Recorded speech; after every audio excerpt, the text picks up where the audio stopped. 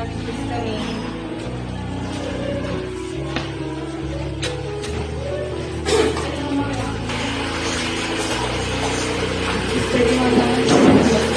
Thank you, ma'am. So, Mr. Dingon naman, tell me about yourself. Well, Miss Ramos, I'm a fresh graduate from Occidental Mindoro State College with a degree in HRM. I'm very interested in working in this company because I believe in your values and vision. That's good to hear. What do you think was your strength and weakness? Well, my strengths are my communication skills and my ability to work well in a team. My weakness is that I'm a bit of a perfectionist, but I'm working on it. That's a common weakness, but it's also a strength if you have to manage. Do you have any question for me? Yes, Ms. Ramos.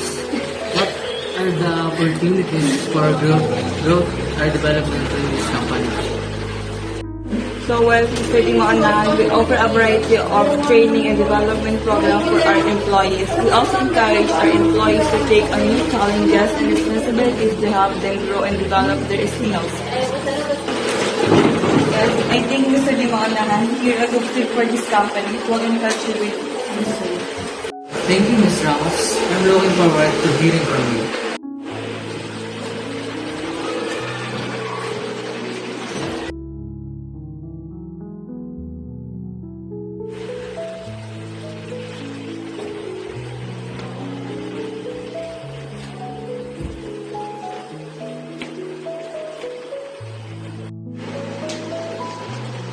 Hi Josh, I'm Ate Benny, the office assistant. Welcome to the company.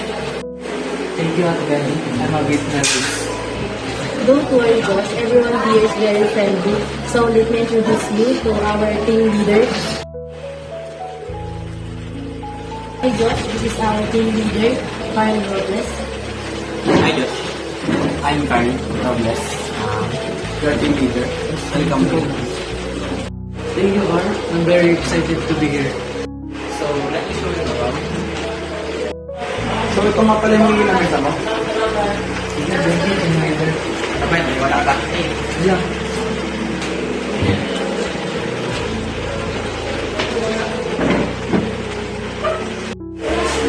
So, Josh, ito nga pala yung assignment mo ngayon.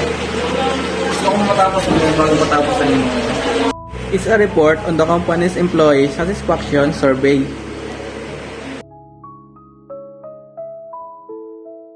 Josh, have you finished the report yet? I'm not yet done, Ar. I'm still working on it. Ba't ang tagal nyo matapos yan? Di ba kasi wala akong matapos yung bago matapos sa libo mo to?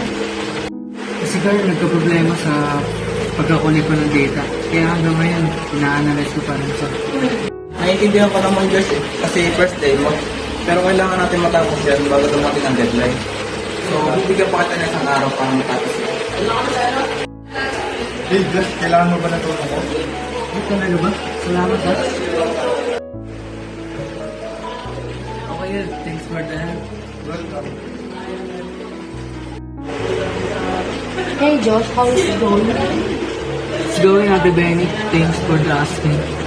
Here's a cup of coffee, makakatulong yun sa'yo. Thank you, Ate Benny, for always.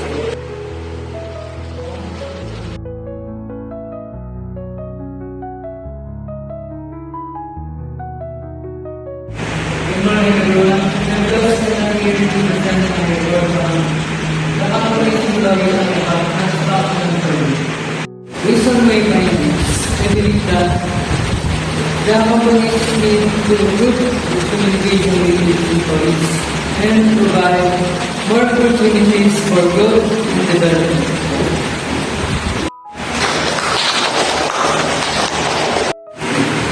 Josh, congratulations. I'm so proud of you. You did a great job and congratulations. Congrats, Josh. Pinatunayan mo sa amin na kahit pa lang. Nakaya mo.